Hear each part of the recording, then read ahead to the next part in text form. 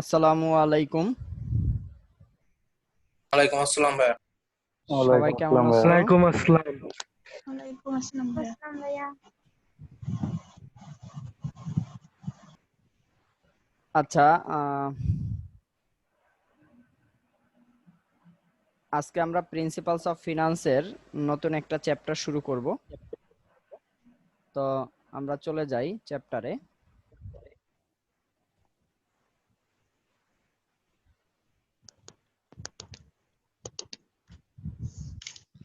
দেখো, চ্যাপ্টারের নাম হচ্ছে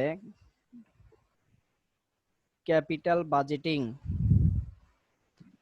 ক্যাপিটাল বাজেটিং বাংলা অর্থ হচ্ছে ক্যাপিটাল মানে মূলধন, বাজেটিং মানে বরাদ্দকরণ। বাজেটিং মানে বরাদ্দকরণ। তাহলে আমরা বলতে পারি মূলধন বাজেটিং বা মূলধন বরাদ্দকরণ। অবশ্য ক্যাপিটাল বাজেটিং এটাকে মূলধন বাজেটিংও বলা হয়ে থাকে, মূলধন বাজেটিংও বলা হয়ে থাকে। তো আমরা সরাসরি বাংলা অর্থটাই লিখলাম মূলধন বরাদ্দকরণ। মূলধন মানে আমরা তো জানি, বরাদ্দকরণ জিনিসটা কি সেইটা একটু জানতে হবে, বা বাজেটিং শব্দটা কি সেইটা আমাদের জানতে হবে। আমরা সবাই কিন্তু বাজেট সম্পর্কে একটা বিষয় জানি, সেটা হচ্ছে আমরা দেখি সংসদে আমরা কিন্তু দেখি যে বাজেট পেশ করা হচ্ছে। বাজেট পেশ করেন কে? মন্ত্রী। কি মন্ত্রী? অর্থমন্ত্রী। অর্থমন্ত্রী বাজেট পেশ করেন। সে এক বছরের জন্য বাজেট পেশ করেন। সেটা হচ্ছে কি, যে চিকিৎসা খাতে কত টাকা খরচ করতে হবে, শিক্ষা খাতে কত টাকা খরচ করতে হবে, পরিবহন খাতে কত টাকা খরচ করতে হবে, কৃষি খাতে কত টাকা খরচ করতে হবে, এরকম একটা বাজেট সে পেশ করেন। কারণ কি? কারণ ভবিষ্যতে আমরা কিভাবে চলবো সেটা একটা পরিকল্পনা। তার মানে বাজেটকে আমরা এভাবে বলতে পারি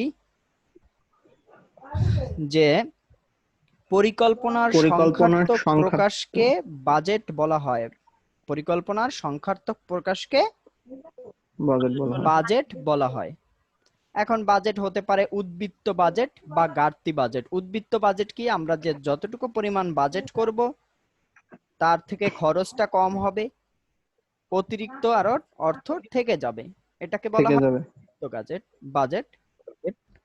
এবং আমরা যে পরিমাণ অর্থ বাজেট করব তার থেকে যদি একটা নির্দিষ্ট বছরে খরচ বেশি হয়ে যায় তাহলে হবে ঘাটতি বাজেট। তো এটা একটা পরিকল্পনা করতে হয়। ঠিক একই রকম আমাদের যে মূলধন আছে, এই মূলধনটা কোন প্রতিষ্ঠানে কি পরিমাণ বিনিয়োগ করব, বা বিনিয়োগ করলে কোন প্রতিষ্ঠান থেকে আমাদের মূলধনটা দ্রুত উঠে আসবে সেইটা যাচাই করা। যেমন আমাদের এ কোম্পানি আছে, একটা বি কোম্পানি আছে। এখন আমাকে সিদ্ধান্ত নিতে হবে যে আমি এ কোম্পানিতে বিনিয়োগ করব না বি কোম্পানিতে বিনিয়োগ করব।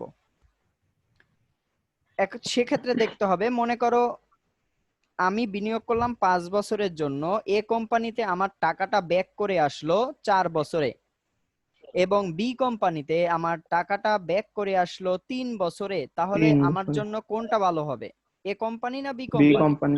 B company. কারণ কি? কারণ হচ্ছে এ কোম্পানিতে দেখো, হ্যাঁ, এ কোম্পানিতে দেখো 4 বছর সময় লাগতেছে, আমরা 1 বছর ইনকাম পাচ্ছি। কিন্তু বি কোম্পানিতে 3 বছর আমার নগদ টাকাটা, মূলধনের যে টাকাটা বা বিনিয়োগের যে টাকাটা সেইটা উঠে আসতেছে, তার মানে 2 বছর ইনকাম বেশি পাচ্ছি। তাহলে এইগুলো যাচাই করার জন্য, বা একটা কোম্পানির ইন্টারনাল রেট অফ রিটার্ন, অভ্যন্তরীণ আয়ের হার কতটুকু পরিমাণ আছে, কোনটায় বেশি হবে, সেটা যাচাই করার জন্যই আমরা মূলধন বাজেটিং করে থাকি বা মূলধন বরাদ্দকরণ করে থাকি।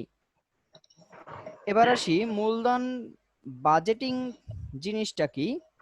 দেখো, ফার্মের সম্পদ সর্বাধিকীকরণের সাথে সঙ্গতিপূর্ণ দীর্ঘমেয়াদী বিনিয়োগ মূল্যায়ন ও নির্বাচন প্রক্রিয়া।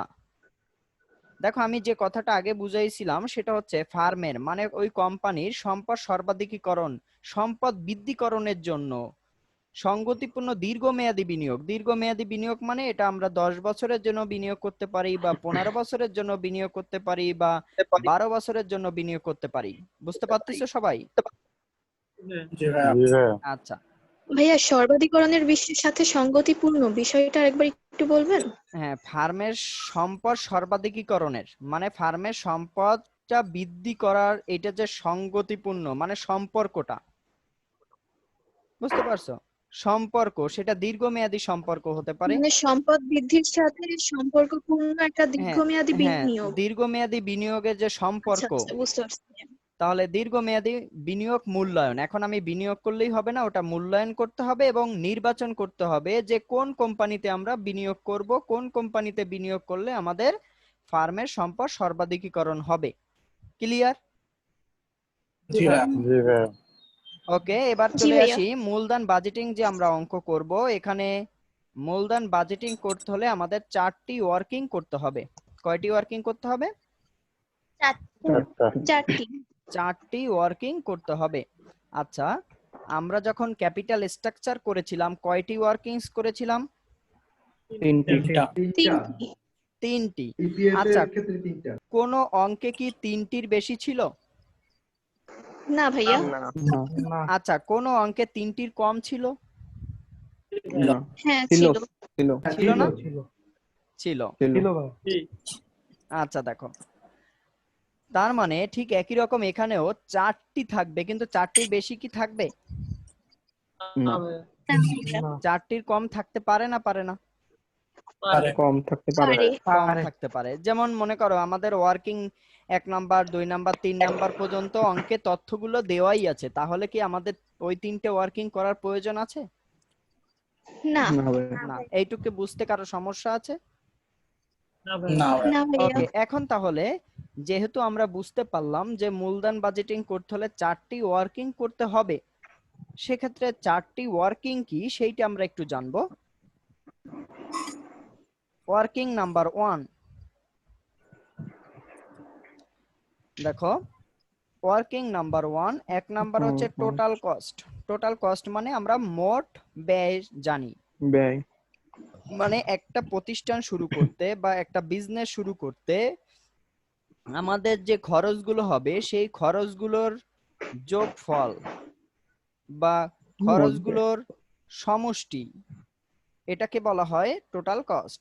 যেমন কোনো কিছু পারচেজ করতে পারি, ইম্পোর্ট ডিউটি হতে পারে, ডক চার্জ হতে পারে, freight, installation cost, removable cost, etc.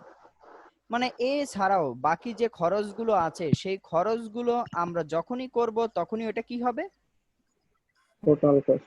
Total cost. আচ্ছা, তোমরা বলতে পারো ইনভেস্টমেন্ট। ইনভেস্টমেন্ট মানে তুমি বিনিয়োগ করতেছো, সেটা কি খরচ না আয়? না। সম্পদ। সম্পদ। সম্পদ, ওটা তো কিন্তু বিনিয়োগ ভাইয়া। হ্যাঁ ওটা বিনিয়োগ, হ্যাঁ। কিন্তু ওটা কিন্তু একটা খরচ। ওটা কি? খরচ। কারণ কি বলতো, কারণ আমি 5 লাখ টাকা বিনিয়োগ করলাম, এটা আমার সম্পদ হিসেবে আছে, তাই না? জি কিন্তু ভাইয়া। ওই টাকাটা তো আমার মানে আমার কাছ থেকে প্রতিষ্ঠান চলে থেকে গেল, চলে যাচ্ছে। প্রতিষ্ঠান থেকে চলে গেল নাকি? জি ভাইয়া। তাহলে ভাইয়া। প্রাথমিকভাবে ওটা কি হচ্ছে? খরচ হচ্ছে। খরচটা খরচ হচ্ছে হচ্ছে। কিসের জন্য? ইনকামের জন্য। মানে সম্পদটা আমার ওই সম্পদটা আবার ব্যাক করে আসবে, এ কারণেই খরচটা হচ্ছে বা খরচটা আমরা করতেছি, তাই না? তার মানে হ্যাঁ ভাইয়া। ইনভেস্টমেন্টও যদি অঙ্কে থাকে, যে অঙ্কে ইনভেস্টমেন্ট আছে 5 লাখ টাকা, ওটাও কি খরচের অন্তর্ভুক্ত হবে। হবে? ভাইয়া এখানে তাহলে কোন কোন খরচগুলো আসবে? এই যে যাবতীয় যত খরচ আছে সব খরচ যোগ করলেই যেটা আসবে সেটা হবে টোটাল কস্ট। ইম্পোর্ট ডিউটি কি ভাইয়া? ও আচ্ছা। ইম্পোর্ট ডিউটি মানে আমদানি শুল্ক, এগুলো অঙ্কে উল্লেখ করে দেওয়াই থাকবে যে ইম্পোর্ট ডিউটি আছে এত টাকা, ইনস্টলেশন কস্ট আছে এত টাকা, পারচেজ প্রাইস আছে এত টাকা, বা ভাইয়া ইনভেস্টমেন্ট আছে 5 রিমুভেবল লাখ টাকা, কস্ট মানে কি? 5 লাখ টাকা, এগুলো। তো আমরা চলে যাব ওয়ার্কিং 2 তে। দেখো ওয়ার্কিং 2 হচ্ছে বের করতে হবে এনসিও। কি বের করতে হবে? NCO NCO. দেখো এনসিও এর পূর্ণরূপ হচ্ছে নিট ক্যাশ আউটলে।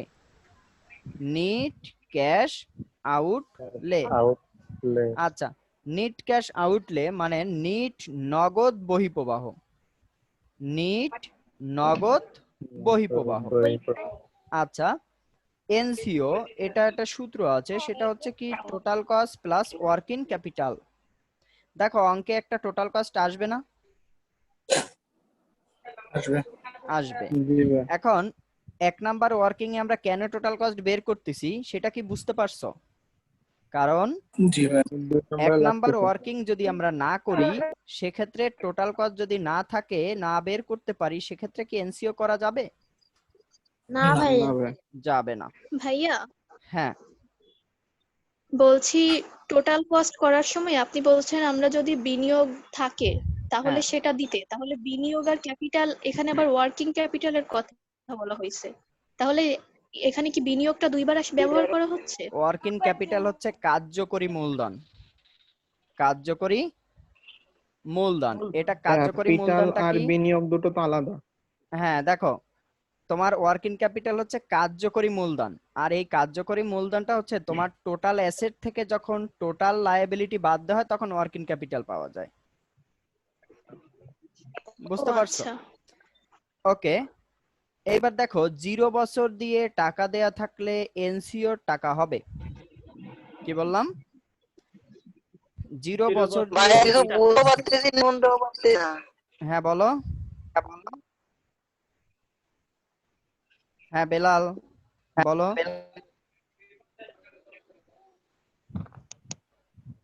শুনতে পাচ্ছ?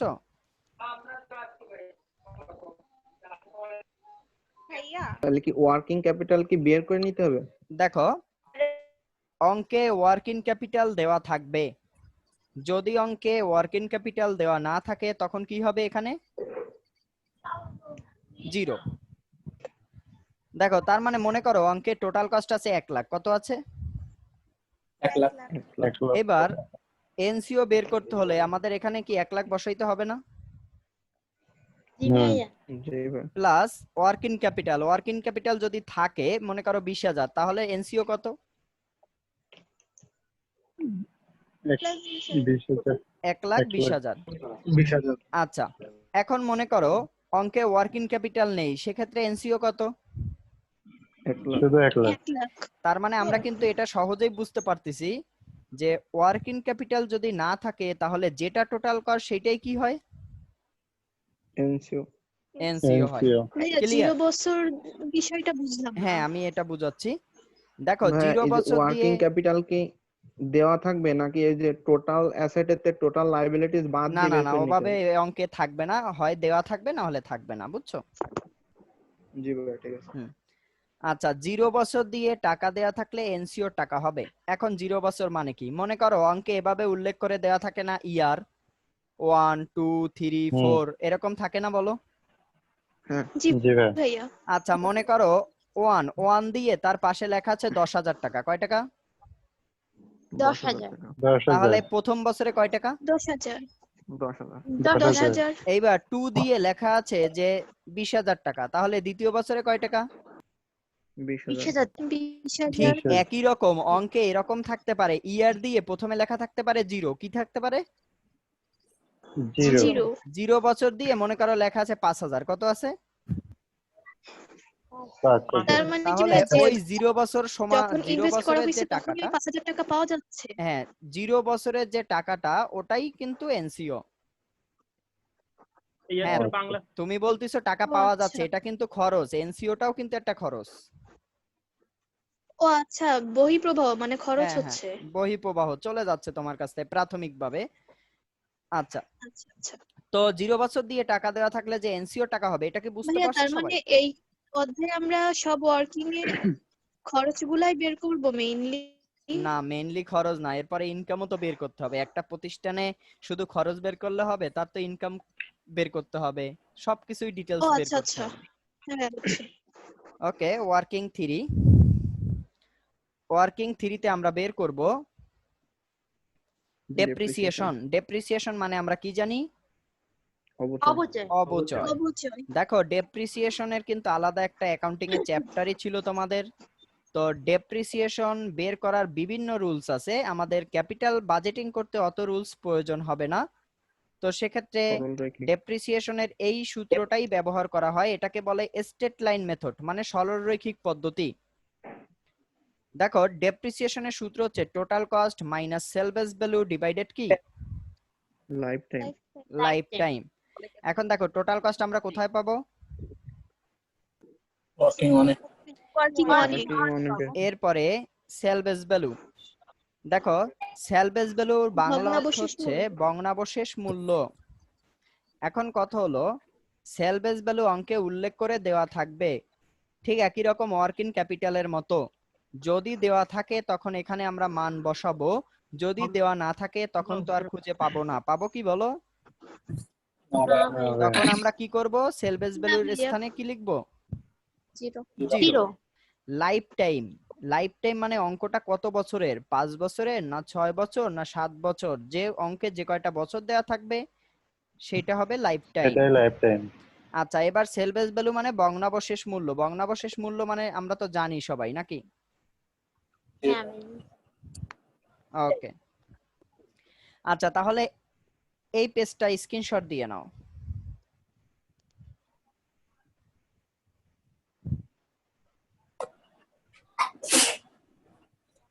ঠিক আছে ভাইয়া। হইছে? জি ভাইয়া আপনারা এই ক্লাসগুলো রেকর্ডিং কেন করেন? রেকর্ডিং কেন করি তাই? জি ভাইয়া। হ্যাঁ মাঝে মাঝে অনেকে রেকর্ডিং চায় এই কারণে, বুঝছো? ভাই এটা দিতে ভালো হয় আমাদের একটু, কারণ সবসময় তো কারেন্ট যে কোনো সময় যেতে পারে কারেন্ট চলে, হ্যাঁ এই তখন কারণে তো আর মাঝে ক্লাসটা মাঝে করতে ই পারি করে না। রাখা হয়, সমস্যা। আচ্ছা দেখো এখানে একটা স্ক্রিনে একটা ই করা হয়েছে এটা। ওকে ঠিক আছে। আচ্ছা আমরা চলে যাই নেক্সট পেজে।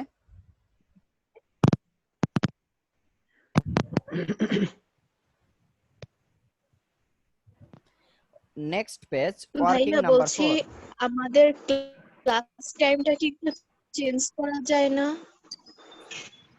তোমাদের ফিনান্স ক্লাস তো ভাইয়া স্লাইডে একটু আমি তো ভাইয়া 4:45 খুবই অকওয়ার্ড একটা টাইম হয়ে যায়। ভাইয়াদেরও তো ওকে শুক্রবার ছুটির দরকার আছে। ওকে দেখো আচ্ছা working for calculation of cumulative cash flow after tax CCFAT। এখন দেখো আমরা ওয়ার্কিং নাম্বার 4 এ কি নির্ণয় করব? কিউমুলেটিভ। কিউমুলেটিভ মানে কি বলো তো? জানি না ভাইয়া। কিউমুলেটিভ মানে হলো ক্রমযোজিত। কিউমুলেটিভের বাংলা অর্থ হচ্ছে কি? ক্রমযোজিত। ক্রমযোজিত। আচ্ছা ক্রমযোজিত মানে কি? ক্রম মানে কি বলতে পারবা? পর্যায়ক্রমে। পর্যায়ক্রমে, একটার পরে একটা ধাপ, তাই না? পর্যায়ক্রমে সাজানো। আচ্ছা এইটা কার? এটা কি ছিল? নির্বাচনের প্রচার ছিল। আচ্ছা তো কিউমুলেটিভ মানে হলো ক্রমযোজিত। ক্রম মানে পর্যায়ক্রমে একটার পর একটা, তাই না? যোজিত মানে হলো যোগ করা। যোগ করা মানে কি? একটার পর একটা পর্যায়ক্রমে যোগ করা। যোগ করা। কি যোগ করা? ক্যাশ ফ্লো আফটার ট্যাক্স মানে CFAT। এর যে টাকা থাকবে এই টাকাটা পর্যায়ক্রমে যোগ করতে হবে। এখন ক্যাশ ফ্লো আফটার ট্যাক্স কি?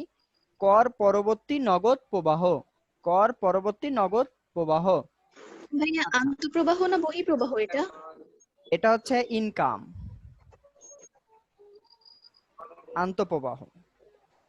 ও আচ্ছা। আচ্ছা তো দেখো ক্যাশ ফ্লো আফটার ট্যাক্স মানে নগদ প্রবাহ আফটার ট্যাক্স, ট্যাক্সের পরে, মানে ট্যাক্সের পরে যে ক্যাশ ফ্লোটা থাকবে, ক্যাশটা তোমার কাছে থাকবে সেইটা, সেগুলো যোগ করতে হবে পর্যায়ক্রমে। কি রকম? মনে করো CFAT আছে প্রথম বছরে 1000, কত আছে? দ্বিতীয় বছরে 1000 2000, তৃতীয় বছরে 3000, চতুর্থ বছরে 4000, পঞ্চম বছরে 5000, এরকম 5 বছরে দেওয়া আছে, ঠিক আছে? এখন এই সিএপএটি জি ভাই। টাকা থেকে আমরা সিসিএপএটি করতে পারবো না, কারণ সিএপএটির এই টাকাকে আমরা পর্যায়ক্রমে যোগ করব। কি রকম? প্রথম বছরের যে টাকা সেটা প্রথম বছরে বসাই দিব, কত হবে? 1000 1000।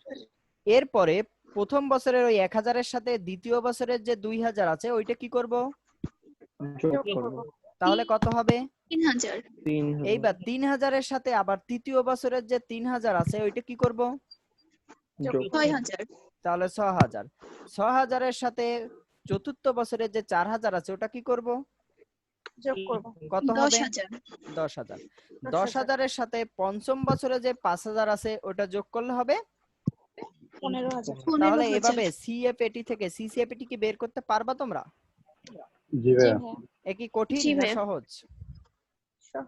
সহজ আছে। মাঝামাঝি ভাইয়া। সিএফএটি অঙ্কে দেওয়া থাকবে? সিএপএটি অঙ্কে দেওয়া থাকতেও পারে, আবার নাও থাকতে পারে, আবার বের করাও লাগতে পারে, সেগুলো আমরা পর্যায়ক্রমে আর কি আলোচনা করব, ঠিক আছে? ওকে, দেখো এখন দেওয়া আছে পার্টিকুলার আর কি টাকা।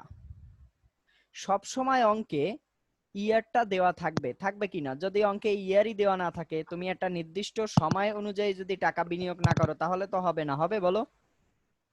না ভাইয়া, না ভাইয়া। তাহলে ইয়ারটা অঙ্কে দেওয়া থাকবে। তারপরে টাকা দেওয়া থাকতে পারে অঙ্কে 4 প্রকারের। কয় প্রকারের? 4 প্রকার। এখন 4 প্রকারের সব প্রকারের টাকা দেওয়া থাকবে না, যে কোনো একটা থাকবে, যে কোনো একটা থাকবে। এখন সেক্ষেত্রে দেখো এই একটা টাকা সিএফবিটি, অঙ্কে সিএফবিটি টাকা দেওয়া থাকতে পারে। এখন সিএফবিটি টাকা যদি দেওয়া থাকে তখন আমরা সিসিএফএটি কিভাবে নির্ণয় করব এই পর্যন্ত আসতে হবে। মনে করো সিএফবিটি টাকা কোথায় আছে? এখানে আছে না? হ্যাঁ।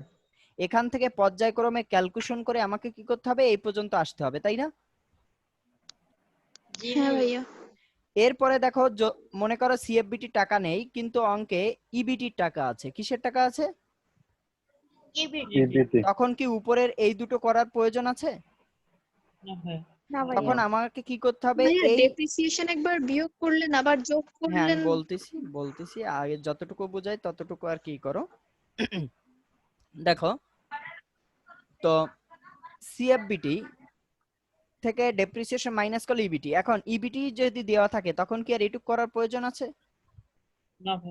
না। তখন ইবিটি থেকে আমরা পরবর্তীতে এইগুলো করব, ঠিক আছে?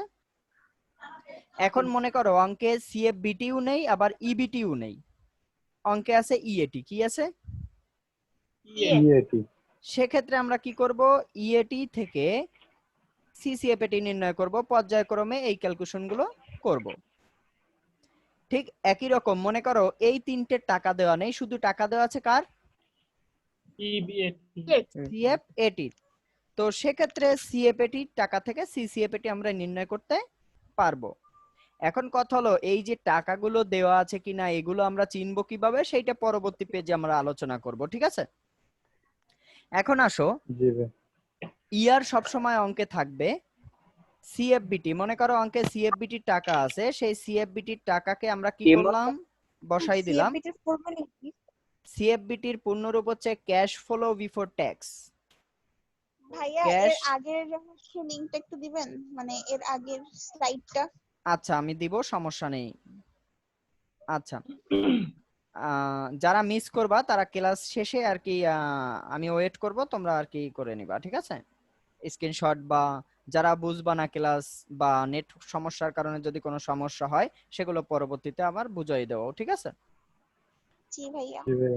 ওকে, তো সিএফবিটি থেকে, সিএফবিটি মানে হলো ক্যাশ ফ্লো বিফোর ট্যাক্স, এটা থেকে আমাদের ডেপ্রিসিয়েশনটা কি করতে হবে? মাইনাস বাদ দিতে হবে। মাইনাস তখন আমরা করতে কি পাবো? ইবিটি। আচ্ছা ইবিটি থেকে বাদ দিতে হয় কি? এটা আমরা ক্যাপিটাল স্ট্রাকচারেও করেছি, ট্যাক্স। ট্যাক্স ট্যাক্স কাটবো কোন টাকার উপরে? ইবিটি টাকার উপরে। ইবিটির উপরে। ইবিটির টাকার উপরে। ভাইয়া ইয়ার লিখছেন, ওইখানে ইয়ারের সংখ্যা বসবে? হ্যাঁ, ইয়ারের সংখ্যা বসবে। সেটা কিভাবে বসবে অঙ্ক করার ক্ষেত্রে বুঝবা, ক্লিয়ার? ঠিক আছে, এটা হচ্ছে ডিটেলস, এখন তথ্যগুলো দিচ্ছি আমি তোমাদেরকে। জি এরপরে পাবো কি ইএটি। ইএটি মানে হলো আর্নিং আফটার ট্যাক্স। Tax. এই ইএটির সাথে যদি আবারও আমরা ডেপ্রিসিয়েশনটা যোগ করে দিই সেক্ষেত্রে আমরা কি পাবো? CFAT. CF A AT. এইটা আমাদের ছকটা টোটালি মুখস্থ রাখতে হবে, যাতে অঙ্ক করার ক্ষেত্রে যে টাকাই দেওয়া থাকুক না কেন আমরা যাতে বের করতে পারি যে এভাবে মুখস্থ রাখবো, সিএফবিটি থেকে মাইনাস করতে হয় ডেপ্রিসিয়েশন, তাহলে পাওয়া যায় ইবিটি। ইবিটি থেকে মাইনাস করতে হয় ট্যাক্স, তাহলে পাওয়া যায় ইএটি। ইএটির সাথে আবার ডেপ্রিসিয়েশন যোগ করলে আমরা পাবো সিএফএটি। সিএফএটি থেকে আমরা পর্যায়ক্রমে দেখো এভাবে যোগ যোগ যোগ দিয়ে দিয়ে গেছি, প্লাস প্লাস দিয়ে গেছি, সিসিএফএটি পাবো। ক্লিয়ার? এই টেবিলটা ছকটা এটা তোমাদের কি করতে জি হবে? ভাইয়া। মুখস্থ রাখতে হবে। এটা স্ক্রিনশট দিয়ে নাও। ভাইয়া, এই ডেপ্রিসিয়েশন মাইনাস করে বা যোগ করার কারণটা কি? হ্যাঁ, সরাসরি শুধু ট্যাক্স বাদ দিলেই হতো না? হ্যাঁ, এই জি যে ভাইয়া। CF80 এর পরে স্ক্রিনশট এখানে দিয়ে নাও। যোগ দিতে হবে এটা। ভাই Screenshot- প্লাস প্লাস এইটা এই যে হ্যাঁ, এইটা তো সিএফএটি বুঝিনি। যোগ যোগ যোগ, যেটা আমরা বুঝাইছিলাম যে প্রথম বছরে যে টাকা থাকবে তার সাথে যোগ করে আবার কি করতে হবে পর্যায়ক্রমে একটার পর একটা যোগ। এই কারণে আমি এখানে যোগ যোগ দিয়ে দিছি যাতে তোমাদের মনে থাকে ব্যাপারটা। ঠিক আছে, আমরা নেক্সট পেজে যাব। জি ভাইয়া। ওকে, দেখো এখন এখানে আসছে নোট নাম্বার 1। নোট নাম্বার 1, দেখো সিএফবিটি চেনার নিয়ম। আমি বলছিলাম অঙ্কে কয়টা টাকা দেওয়া থাকতে পারে? 4টা। 4টা টাকা দেওয়া থাকতে পারে। এখন 4টা টাকার মানে যে টাকাগুলো সেগুলো আমাকে চিনতে হবে। মনে করো অঙ্কে সিএফবিটির টাকা আছে কিন্তু আমি চিনতে পারলাম না, আমি ইবিটি দিয়ে অঙ্ক শুরু করে দিলাম, সেক্ষেত্রে অঙ্ক কিন্তু কাটা যাবে, হবে না। আবার মনে করো সিএফবিটির টাকা বা ইবিটির টাকা আছে, আমি সিএফবিটির টাকা ধরে অঙ্ক করলাম, তাহলে কি হবে বলো? না ভাইয়া। না হবে না। ভাইয়া। এজন্য আমাকে আলাদা আলাদা ভাবে সিএফবিটি, ইবিটি, সিএফএটি, তারপরে ইএটি, এগুলো আমাকে কি করতে হবে? এই 4টা জিনিস চিনতে হবে। তো দেখো চেনার উপায়টা কি? Cash flow before tax. প্রথমে কি বললাম? Cash flow before tax. Cash save, estimated cash flow, gross cash flow, NPBT থাকতে হবে এবং অঙ্কে অবশ্যই ট্যাক্স রেট থাকতে হবে। তার মানে এই যে কথাগুলো আমি বললাম এই কথাগুলো অঙ্কে থাকবে যে কোনো একটা, এবং তার সাথে কি থাকবে? ট্যাক্স রেট থাকবে। তখন কার টাকা হবে? CFBT টাকা। সিএফবিটি। CF. আচ্ছা, মনে করো CFBT. অঙ্কে ক্যাশ ফ্লো বিফোর ট্যাক্স আছে আবার ট্যাক্স রেট আছে, তাহলে কার টাকা? CFBT। অঙ্কে গ্রোস ক্যাশ ফ্লো আছে আবার ট্যাক্স রেট আছে, তাহলে কার টাকা? সিএফবিটি। আচ্ছা, এটুকু হ্যাঁ, বুঝতে এই পারছি আমরা। কথাগুলো থাকলো কিন্তু ট্যাক্স রেট যদি না দেওয়া হ্যাঁ, থাকে আমি বলতেছি, দেখো এইবার আসো। ট্যাক্স রেট না থাকলে সিএফএটি এর টাকা হবে।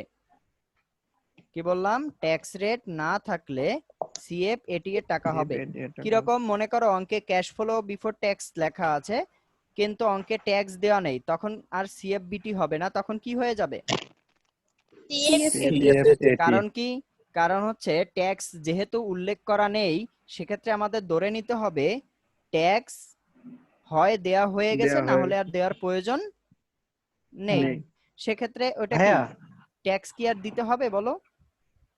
না ভাইয়া। দিতে হবে না। না ভাইয়া। সেক্ষেত্রে আমাদের টাকাটা হবে সিএফ80 টাকা। হ্যাঁ বলো। ভাইয়া হুম, ভাই আমি রাতুল। হ্যাঁ বলো। ভাই আসতে একটু দেরি হলো, ওই যে কারেন্ট ছিল না তো, এই জন্য কেবল আসলো আর কি। আচ্ছা ঠিক আছে, তুমি যতটুকু বোঝানো হয়েছে ক্লাস টাইমের শেষেই করে নিবা। আচ্ছা আচ্ছা। ওকে, তো ভাইয়া এনপিবিটি এর ফুল ফর্ম কি? এনপিবিটি মানে NEET profit before tax. NEET profit before tax, ঠিক আছে? জি ভাইয়া। আচ্ছা, এবার দেখো সিএফবিটি থেকে সিএফএটি বা সিসিএফএটি নির্ণয় করতে যে টেবিল ব্যবহৃত হবে সেটা কি? দেখো এই। আচ্ছা, এইবার আসি আমরা যে ওয়ার্কিং নাম্বার কত করেছিলাম বলতো? 4 নাম্বারে একটা টেবিল করেছি। জি ভাইয়া। জি ভাইয়া। জি ভাইয়া। এই টেবিলটার রূপটা কিন্তু এখানে চলে আসছে। দেখো কি রকম, প্রথমে কি আসে? ইয়ার ইয়ার কয় নাম্বার কলামে? 1 এক নম্বর। তারপরে কার টাকা অঙ্কে দেওয়া আছে? মনে করো সিএফবিটির টাকা, CFBT তাহলে কার টাকা আসছে? CFBT সিএফবিটি, তাহলে সিএফবিটির টাকাটা বসে যাবে। ক্লিয়ার? এরপরেই আসবে ডেপ্রিসিয়েশন, ডেপ্রিসিয়েশন। কারণ ওই টেবিলটা মনে থাকলে তোমরা এটা সহজেই করতে পারবা। কি আসবে? ডেপ্রিসিয়েশন। তো এইবার আমরা জানি কি সিএফবিটি থেকে যদি ডেপ্রিসিয়েশন বাদ দেওয়া হয় তাহলে কি পাওয়া যায়? ইবিটি। তাহলে দেখো এখানে EBT ইবিটি কয় নাম্বার কলামে? 4 নাম্বারে। 4 নম্বর। এবার জি 2 ভাইয়া। - 3 মানে হলো সিএফবিটি থেকে ডেপ্রিসিয়েশন বাদ দিলাম, তখন আমরা কি পাবো? সিএফবিটি 2 নম্বরে, ডেপ্রিসিয়েশন 3, তার মানে 2 - 3, তাহলে ইবিটি পাবো। ক্লিয়ার? এরপরে দেখো ট্যাক্স। ট্যাক্স আমরা ইবিটির উপরে কাটবো, তার মানে 4 গুণ ট্যাক্স রেট।